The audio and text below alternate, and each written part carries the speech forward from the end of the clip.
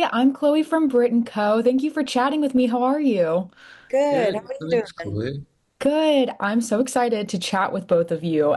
Congratulations on this season. I'm so excited for people to see it. And to jump right in, I am curious if both of you have a favorite memory, either from bringing this season to life or in the past of like a scene that you're really proud of, or the memory of filming the scene makes you smile, just a favorite scene that you are really happy looking back on. I mean, scenes when we're all together, it's easy to be nostalgic now because we're finishing, but scenes when we're all together are always really quite funny. We don't all get to hang out a lot on set because it's always such a split storyline, and when we do, we are kind of like children. And so there was a reshoot scene that we had to do this season where Sam and Richard did have to be removed from set, and Caitriona and I had to finish the scene ourselves because we all just had the giggles so badly.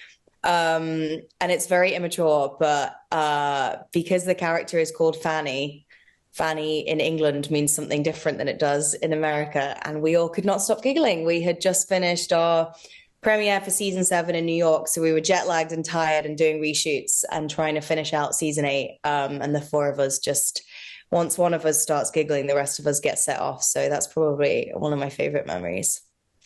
I don't think we've had the giggles that badly before. It was pretty bad. We couldn't get anything done.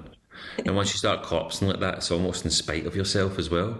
Absolutely. Because after take 10, you're like, this is not even funny anymore. And Yeah. you're very aware that the crew particularly don't find it funny. No one's getting anything done. The first AD is like on their watch and you still keep doing it. Yeah. So I think it was either Sophie or Katrina had said, do they need to be here?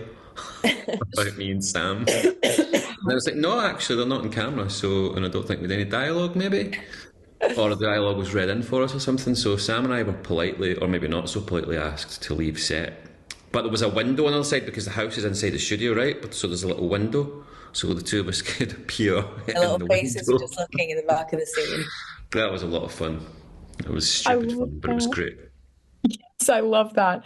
And Sophie, one thing that you posted on Instagram somewhat recently is talking about Brianna. I'm so proud of the woman this character has become. She's yours forever now, which I think was such a sweet sentiment. And I'm curious for both of you, is there a character trait or a lesson that you've taken from your character that you feel like you'll take with you onward?